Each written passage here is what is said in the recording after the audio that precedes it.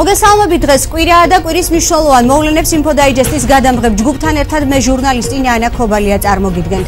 საქართველოს ISAF-ის მისიაში ამ სახელწოდებით შეხვედრა დღეს ზუგდიდის პირველ საჯარო სკოლაში გაიმართა, რომელიც ნატოს საინფორმაციო ცენტრისა და საქართველოს თავდაცვის სამინისტროს ხელშეწყობით მოეწყო. ღონისძიების ფარგლებში ფოტო გამოფენაც გაიმართა.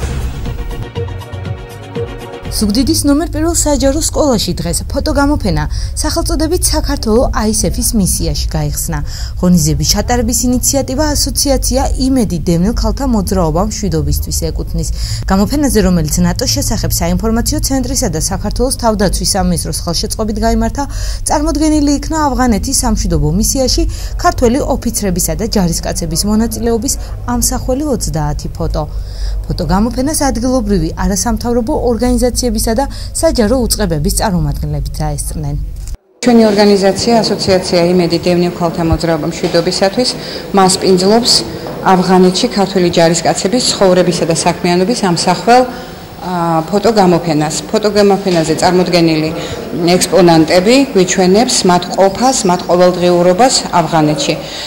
რა თქმა უნდა, მნიშვნელოვანია ქართველი ნატოს სამშვიდობო მისიაში ქართველი ჯარისკაცების და საქართველოს მონაწილეობა და ზუგდიდელ საზოგადოებას ამ ფოტო გამოფენით მიეცემა შესაძლებლობა უფრო ახლოს იხილოს მათი ყოველდღიურობა ავღანეთში.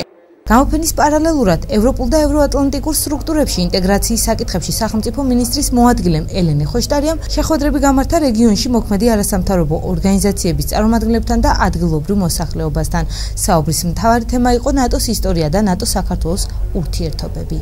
მივესალმეთ და მხარი დაუჭირეთ არასამთავრობო ორგანიზაციის ინიციატივას, რომ ზუგდიდში გავაკეთოთ ფოტო გამოფენა ამსახველი ჩვენი სამხედროების მოღვაწეობის, ღირსეული მოღვაწეობის სამშვიდობო ოპერაციაში ავღანეთში. მე ვფიქრობ, ძალიან მნიშვნელოვანია, რომ საქართველოს მასშტაბით ყველა სოფელში ყველა მიცოდეს თუ როგორ იცავენ საქართველოს ინტერესებს, საქართველოს უსაფრთხოებას ჩვენი სამხედროები ავღანეთში და სწორედ ეს იყო ჩვენი როგორც გამოფენის ასევე საუბრის მთავარი თემა. ხვალ ექსპოზიცია საქართველოს ISAF-ის მისიაში მესტიის რაიონის სოფელ უზგულში გამოიფინება. გასული კვირის მთავარი თემები, მნიშვნელოვანი შეხვედრები, გადაწყვეტილებები, კულტურული ღონისძიებები და საინტერესო მოვლენები. კვირის ქრონოლოგია და შეჯამება ნახეთ სიუჟეტში. გასული კვირის მსგავსად მიმდინარე კვირამ ზუგდიდში საკმაოდ ნაყოფიერად ჩაიარა. კვირის დასაწყისში ქალაქმა ტრენინგ-კონფერენციებს უმასპინძლა. ცენტრალური საარჩევნო კომისიის მიერ ორგანიზებული რეგიონული კონფერენცია ზუგდიდში სამეგრელოს რეგიონში მოქმედი ჟურნალისტებისთვის ჩატარდა. ზურაბ ხარატიშვილმა საარჩევნო პროცესებზე ინფორმაცია მედიის წარმომადგენლებს გააცნო და საარჩევნო პროცესებში ჟურნალისტების ჩართულობაზე ისაუბრა. ცენტრალური საარჩევნო კომისია და საარჩევნო სისტემების საერთაშორისო ფონდი IFS-ი, სამერიკული ორგანიზაცია, ერთობლივად ვაწყობთ რეგიონალურ მედია კონფერენციას სამეგრელოსა და ზემო სვანეთის რეგიონში, რომელზეც ჩვენ გვინდა რომ ადგილობრივ მედია საშუალებებს გავაცნობთ თუ გასაკეთებს საარჩევნო ადმინისტრაცია, როგორ ემზადება არჩევნებისთვის და რაც ყველაზე მთავარია, მოვისმინოთ ის მოლოდინი, რომელიც აქ ადგილობრივ მედია საარჩევნო ადმინისტრაციისგან, როგორ შეიძლება კიდევ უფრო გამოუმჯობესოთ საკომუნიკაციო არხები, უფრო სწრაფად, დროულად და ხარისხიანად მივაწოდოთ ინფორმაცია. ვფიქრობ, ამდღარი ურთიერთობა მნიშვნელოვნად შეუწყობს ხელს ჩვენ, ასე ვთქვათ, ურთიერთ თანამშრომლობას.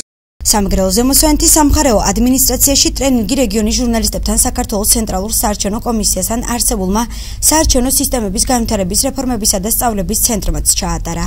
სემინარი მიზნად ისახავდა არჩევნების სწორად გაშუქებასა და საარჩევნო კამპანიის უზრუნველყოფას.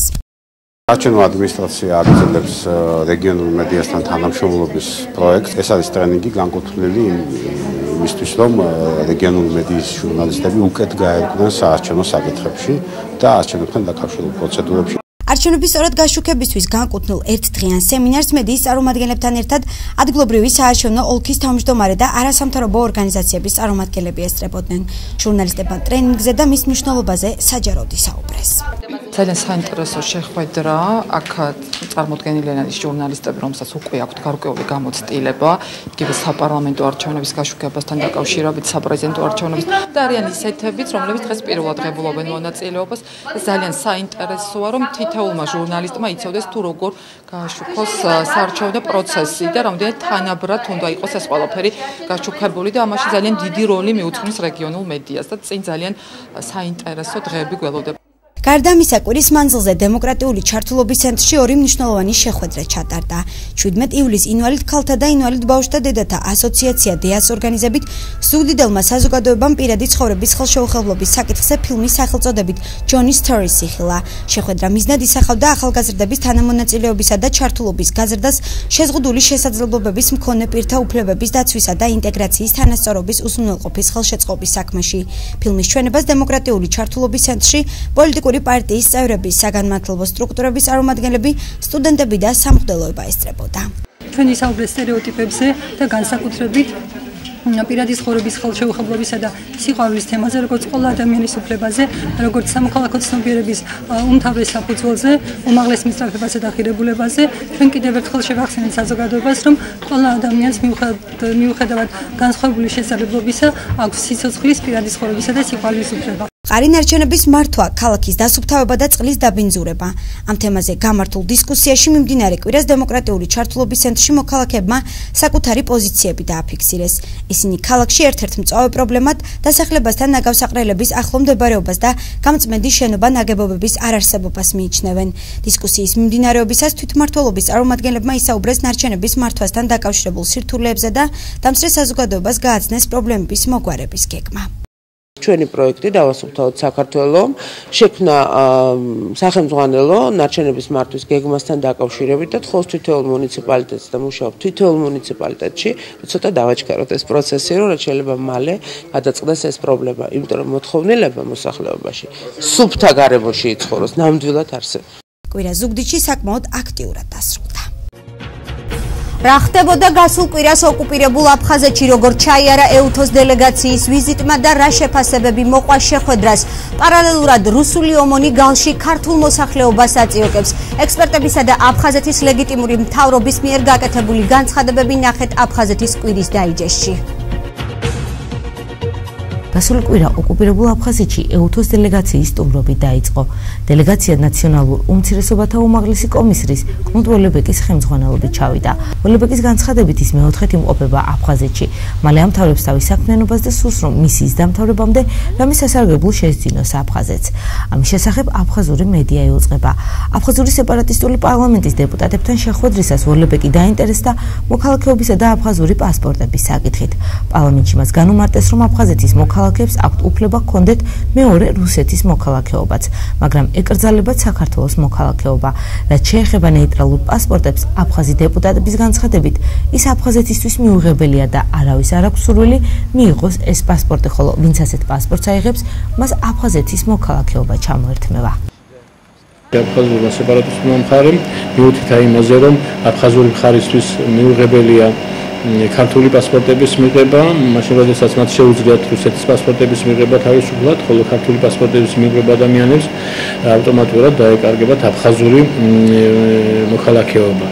ასევე მას განუმარტეს, რომ ამერიკის შეერთებული შტატების პოზიცია ნეიტრალური პასპორტების მიმართ სეპარატისტების მიუღებელია და ასეთ შემთხვევაში თუ იქნება ასეთი სურვილი, მათ დაეკარგებათ აფხაზეთის მოქალაქეობა. ეს რა თქმა უნდა სუბიექტური განცხადებებია, ისინი არ ასახებენ რეალობას. ჩვენ ვიცით უამრავი ადამიანი აფხაზი ეროვნების და სხვა ეროვნების, რომლებსაც სურთ მიიღონ ეს ნეიტრალური სამგზავრო პასპორტები.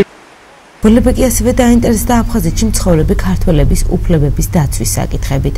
კნუდ ვოლებეკი ვიზიტის ბოლოს შეხვდა მარიონეტული რეჟიმის ლიდერს ალექსანდრე ანქვაბს. ანქვაბთან შეხვედრისას ის დაინტერესდა გალის რაიონის სკოლებში აფხაზური და ქართული ენების სწავლების საკითხით და აღნიშნა, რომ გალის რაიონში არის დიდი ინტერესი ორივე ენის შესწავლისადმი. ანქვაბმა მას განუმარტა, რომ ამ მხრივ პრობლემები არ არსებობს, რომ საერთოდ გალის რაიონში ვითარება უკეთესობისკენ იცვლება. ქართული მხარე აცხადებს, რომ საერთაშორისო ორგანიზაციები იქ მიმდინარე მოვლენებზე ზუსტი ინფორმაცია აქვს და საკუთარ დასკვნებში ისინი რეალურ სურათს დადებენ.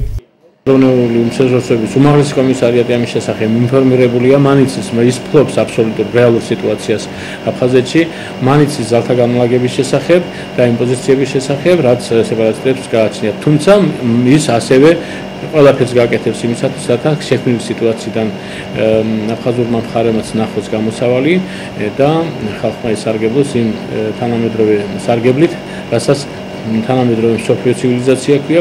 პარალელურად გალის რაიონის სოფელ პირველ გალში შესული რუსული ომონი ქართულ მოსახლეობას აწიოკებს. ომონები სოფელში დადიან, შედიან თითქმის ყველა ოჯახში და აწიოკებენ. ისინი განსაკუთრებით ერჩიან ახალგაზრდებს, რომლებიც აფხაზურ ეგრეთ წოდებულ ჯარში არ მიდიან. ჯარიმის სახით კი 10,000 რუსულ რუბლს ითხოვენ. აცხადებენ გალის რაიონში მცხოვრები ქართველები. მიდის ტოტალური შემოწმება მოსახლეობისა, თუ მათ გააჩნიათ თუ არა სათანადო საბუთები, განსაკუთრებით ისინი ახალგაზრდებს ერჩიან, რომელიც გასაწვევი ასაკის არიან, აჯარიმებენ მათ ისეთ შემთხვევაში, როდესაც მათ არ აქვს სათანადო საბუთები, აჯარიმებენ სხვადასხვა ფულადი ჯარიმით, ეს არის ზოგი შემთხვევაში 10,000, 5,000, ზოგი შემთხვევაში კიდევ უფრო მეტია ეს ფულადი ჯარიმა. ჩვენთვის გაურკვეველია თუ რა დენ ხანს გაგრძელდება ეს რეიდი, ამ სპეცნაზის ეს რეიდი, იმიტომ რომ ერთ კვირაზე მეტია ისინი უკვე რაიონში არიან და მათი ყოფნა მხოლოდ ადგილობრივი მოსახლეობის დაწიოკებას ემსახურება. ქართული მხარე იმედოვნებს, რომ ოკუპირებულ აფხაზეთში მიმდინარე ყველა მოვლენაზე საერთაშორისო ორგანიზაციები რეაგირებას მოახდენენ. ერთიანი ეროვნული გამოცდები დასრულდა, ცნობილია ზოგადი უნარების ტესტირების ნედლი ქულებიც. როგორ აფასებენ განათლების სამინისტროში ბოლო ეროვნულ გამოცდებს, რა შედეგების მოლოდინში არიან პედაგოგები და აბიტურიენტები. წელს პირველად შეფასების შედეგები სექტემბრამდე გამოცხადდება. საკუთარი ნაშრომების ნახვას კი აპლიკანტები 25 აგვისტოდან შეძლებენ. გამოცდები დასრულდა. განათლების სამინისტროს ინფორმაციით წელს ერთიანმა ეროვნულმა მასწავლებელთა სასერტიფიკაციო და სამაგისტრო გამოცდებმა ყოველგვარი ექსესებისა და ხარვეზების გარეშე ჩაიარა. 35,000-ზე მეტი აბიტურიენტიდან მხოლოდ 2% არ გამოცხადდა. დაგვიანების გამო გამოცდაზე 12 აბიტურიენტი არ დაიშვა. პროცედურული დარღვევების გამო აბიტურიენტების გამოცდიდან მოხსნის ფაქტი არ დაფიქსირებულა. აბიტურიენტები ამბობდნენ, რომ ყველა გამოცდაზე ტესტები საშუალო სირთულის იყო. რთული არ იყო ყოველ შემთხვევაში ჩემთვის და ვფიქრობ, რომ ყველა ვინც წელს აბიტურიენტია, ყველა მოახერხებს და დაწეროს. ეს იყო რიგით მესამე გამოცდა ზოგად უნარებში. ძალიან კმაყოფილი ვარ, იყო საშუალო სირთულის, არ იყო ნამდვილად ესეთი საკითხები, რაც არ ვიცოდით, ყველა ნაცნობი საკითხი იყო და ავიცი კმაყოფილი ვარ. ყველა კითხვას პასუხი გავეცი, წერითი დავალებებიც დავწერეთ და იმედი მაქვს, რომ ნორმალური ქულა მექნება. 2 ივლისიდან გამოცდებში პედაგოგები ჩაერთნენ. დარეგისტრირებული 40,000 მასწავლებლიდან პროფესიული უნარები 32,000-მდე, ხოლო საგნობრივი 27,000-მდე მასწავლებელმა ჩააბარა. პროცედურული დარღვევების გამო მხოლოდ 4 პედაგოგი მოიხსნა გამოცდიდან. დაგვიანების გამო არ დაიშვა 8, არ გამოცხადდა 10%. ზუგდიდი საგამოცდო ცენტრში დარეგისტრირებული მასწავლებლები თანხმდებოდნენ, რომ ტესტები გამოცდებზე საშუალო სირთულის იყო. იმედი მაქვს, რომ წარმატებული იქნება, რადგან იყო ნორმალური ისეთი საკითხები, რომელიც აუცილებლად უნდა იცოდეს ყველა მასწავლებელმა. გამოცდა მშვიდ გარემოში მიმდინარეობდა წელს პირველად გამოცდაზე და საკმაოდ ნორმალურად გავართვით თავი, არც ისე რთულის ტესტები იყო და იმედია, მე თავით კმაყოფილი ვარ და იმედია ჩაობა. 6 ივლისს გამოცდა გრანტის გაუმჯობესების მაძიებელთათვის ჩატარდა. დარეგისტრირებული 5,000-მდე სტუდენტიდან არ გამოცხადდა მხოლოდ 10%, გამოცდიდან მოხსნის და დაგვიანების ფაქტები არ დაფიქსირებულა. 12 და 13 ივლისს გამოცდების პროცესში მაგისტრანტობის კანდიდატები ჩაერთნენ. 2012 წელს სამაგისტრო გამოცდებზე 7,500-ზე მეტი მსურველი დარეგისტრირდა. აღსანიშნავია, რომ მომავალი მაგისტრებისთვის მხოლოდ 100%-იანი სახელმწიფო გრანტია გათვალისწინებული, რომელიც 2,250 ლარში ადგენს. წარმატებით ჩაიარა ამ გამოცდებმა. ეს არის ალბათ ჩვენი დიდი გამარჯვება, სამინისტროს გამარჯვება პირველ რიგში, განათლების სამინისტრო, შემდეგ მთელი საზოგადოების და აბსოლუტურად ყველას ვულოცა ამდენ წარმატებას. შეგახსენებთ, რომ 17 საგამოცდო ცენტრი 28 ივნისს საქართველოს მასშტაბით 12 ქალაქში გაიხსნა. წელს საგამოცდო ცენტრები 850-მდე ვიდეო თვალითა და 9,000-ზე მეტი ახალი მერხით აღიჭურვა. საგამოცდო პროცესს 1300-მდე კურატორი და დამკვირვებელი ადევნებდა თვალყურს. ასეთი ფორმატით ერთიანი ეროვნული გამოცდები წელს ბოლოჯერ ჩატარდა. მომავალი წლიდან ახალი საგამოცდო მოდელი 8+1 ამოქმედდება. საქართველოს უამრავ სამაგალითო გმირთა შორის ცოტნე დადიანი თავგანწირვისა და უკვდავიზნეობის სიმბოლოა, რომელიც დროშის ქვეშ გასულ წელს ნიჭიერი ზუგდიდელი ახალგაზრდები გაერთიანდნენ. ცოტნე დადიანის დარბაზი 1 წლის იუბილეს 12 აგვისტოს აღნიშნავს. მანამდე კი საზეიმო შეხვედრა გაიმართა, სადაც დარბაზელებმა ჩატარებულ ღონისძიებებსა და სამომავლო გეგმებზე ისაუბრეს. საზეიმო შეხვედრა დადიანების ისტორიული მუზეუმის ეზოში ღია ცის ქვეშ გაიმართა. ცოტნე დადიანის დარბაზის საზეიმო სხდომა 18 ივლისს დადიანების სასახლეში გაიმართა. შეხვედრა დარბაზის თავმჯდომარემ კონსტანტინე კაკავამ გახსნა და პუბლიკას ერთწლიანი მუშაობის შედეგები გააცნო. სხდომას, რომელიც სიმბოლურად დადიანების ეზოში ჩატარდა, ზუგდიდის მოსწავლე ახალგაზრდობის სასახლის, ცენტრალური ბიბლიოთეკის, ზუგდიდის მუზეუმისა და შოთა მესხიას ზუგდიდის სახელმწიფო უნივერსიტეტის წარმომადგენლები ესწრებოდნენ, რომლებიც დარბაზელებს მომავალშიც თანადგომასა და მხარდაჭერას შეპირდნენ.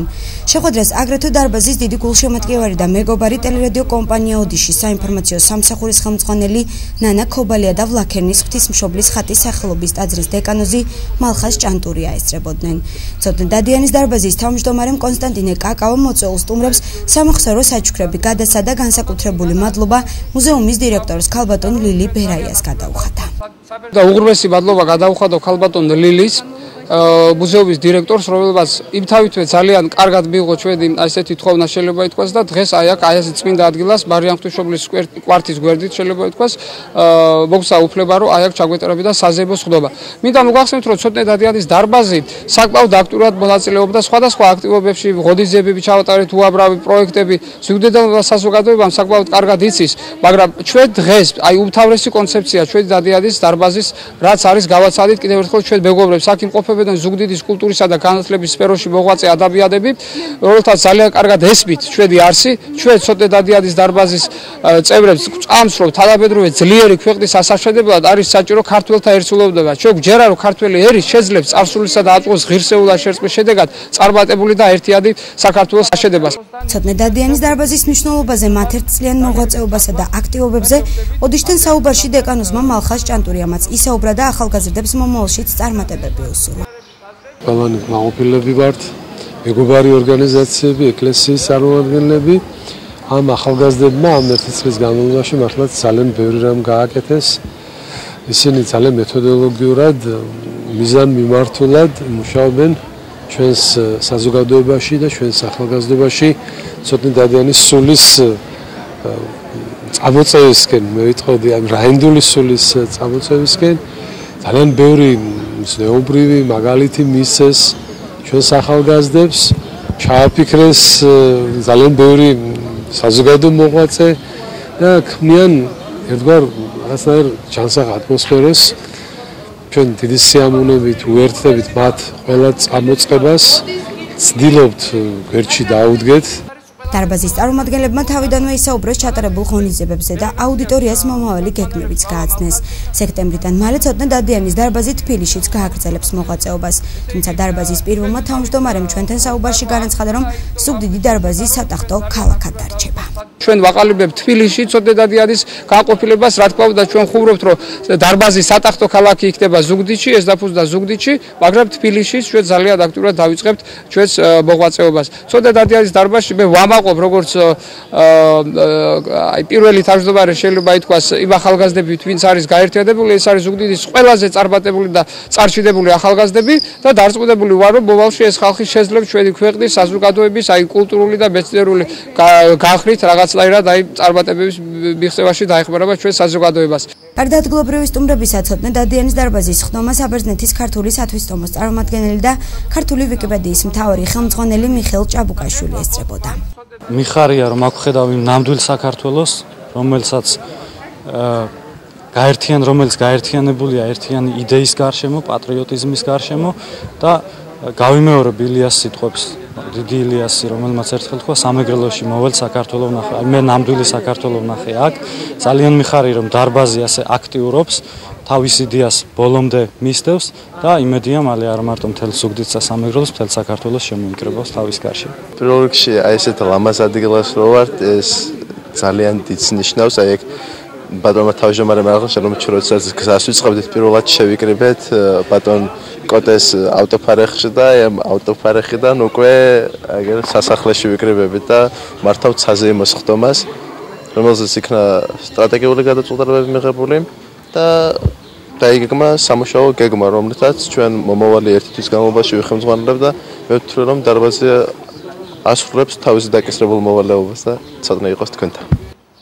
ცოტნე დადიანის დარბაზი ზუგდიდისა და ცაიშის მიტროპოლიტ გერასიმეს ლოცვა-კურთხევით 2011 წლის 12 აგვისტოს დაფუძნდა. საზეიმოს ხდომა დარბაზის ერთ-ერთმა წევრმა ახალგაზრდა და ნიჭიერმა შემოქმედმა გიორგი გობეჩიამ საკუთარი ლექსით დახურა. ლექსი სიმბოლურად საქართველოს ქართულ ზნეობას, პატრიოტიზმსა და კულტურას ეხება, რაც თითოეული დარბაზელისთვის მნიშვნელოვანია. საქართველო დეუბნები, შენდავს აჯობე, ხოლმე ზაკვარი მოღალატე წამოაჩეკე. დაიქუხე ერთიანად როგორც არასდროს შენ არ იფიქრო რომ ამ თვისას ვინმე გღალატობს. როცა აქავარ საქართველოს ყველა მხედარი ვერ გაიტაცამ თუ არ ემახლა თარა შემთხვევით. ცოტნე დადიანის დარბაზი 12 აგვისტოს დაარსების 1 წლის იუბილეზე გრანდიოზული ღონისძიების მოწყობას გეგმავს. რამდენიმე კვირის წინ ტელეკომპანია ოდიშის ჯგუფმა ბირთვისის ციხე დალაშქრა. ციხე, რომლის სახელთანაც დაკავშირებულია თემურ ლენგის, იგივე თემურ ლანგ ჩინყიზის ლაშქრობა. ტურში 4 კაციანი ჯგუფი მონაწილეობდა, თითოეულმა მათგანმა გამყოლი ეკოტურისტის სერტიფიკატი მიიღო. რამდენიმე დღიანი ტურისტული ლაშქრობა ბირთვისის ციხეში ნახეთ მაკა სამუშია სიუჟეტში. 4 კაციანი ჯგუფი ზუგდიდიდან გასულ კვირას გაემგზავრა. ბირთვისამდე მანქანით სავალი მარშრუტი 400 კილომეტრს შეადგენდა. ბირთვისი ისტორიული ქვემო ქართლის ტერიტორიაზე, ალგეთის ხეობაში მდებარეობს.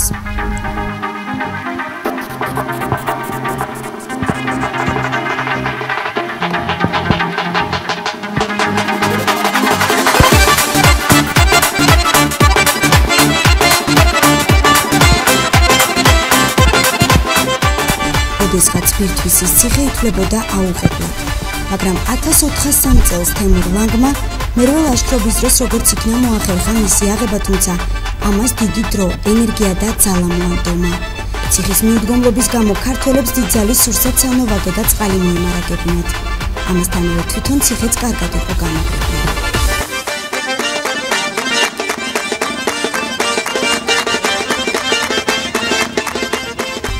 სწორედ ამ გზით ადიოდნენ გახიზნული ქართველები, რათა გადაერჩინათ თავის შემოსული მტრისაგან.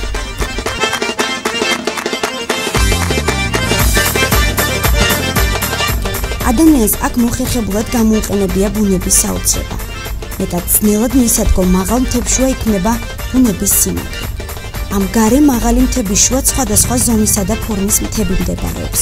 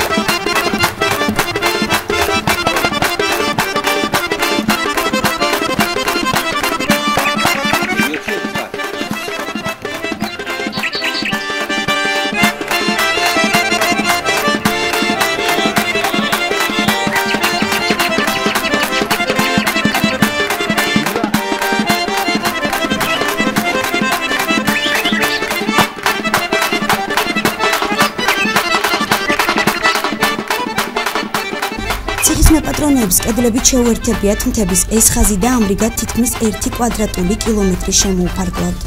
ყველაზე მაღალ ადგილას დგას კოშკი, შეუპოვარი, საიდანაც შეიძლება სიმაგრის მისადგომების დაზვერვა.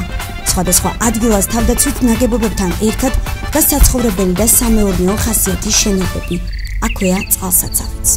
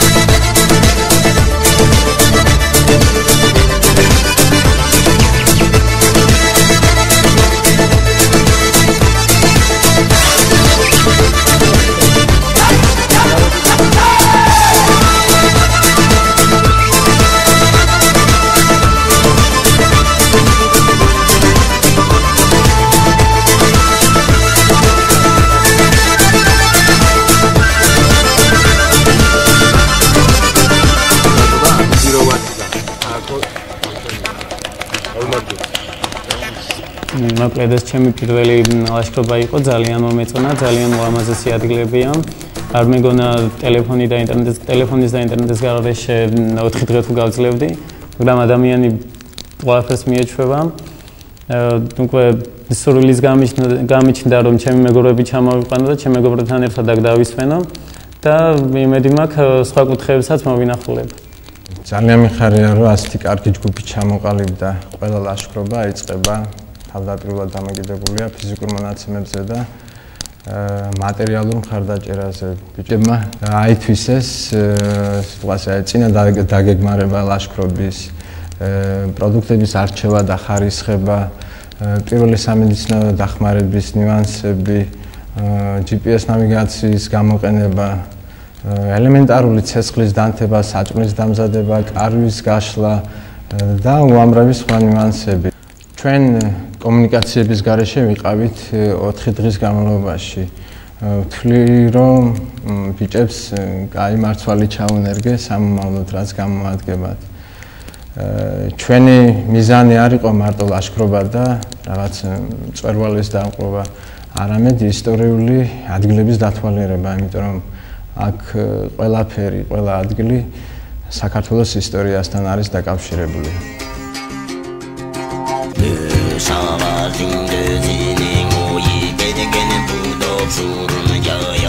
1403 წელს თემურ ლანგი უკანასკნელად მოადგა საქართველოს. გიორგი მეფე მოლაპარაკების გზით სადა ახალი შემოსევის თავიდან აცილება, მაგრამ უშედეგო. მონღოლებმა საქართველოს დარბევა ქვემო ქართლიდან დაიწყო. მათ დიდი ბრძოლების შემდეგ აიღეს ბირთვისის მუნიციპალიტეტი.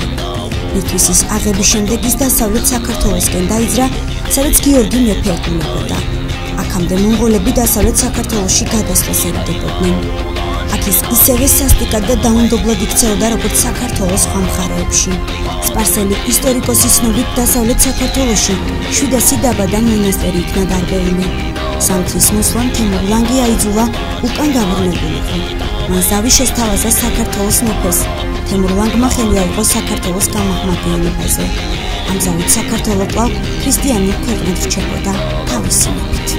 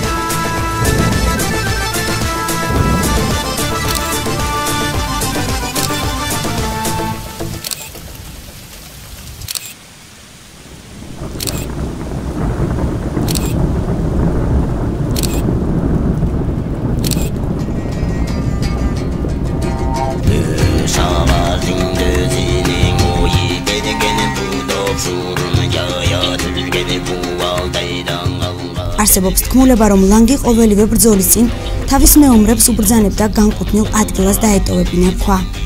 იმ ადგილას აღიმართებოდა ქვის დიდი გორა.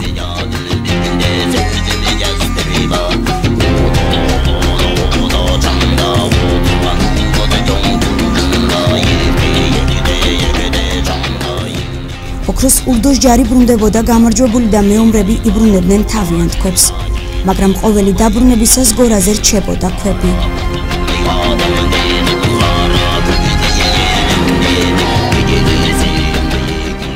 ბევრი ურდოს ქვა დარჩა საქართველოში და ბევრი ჯვარი და გუმბათი აღიმართა.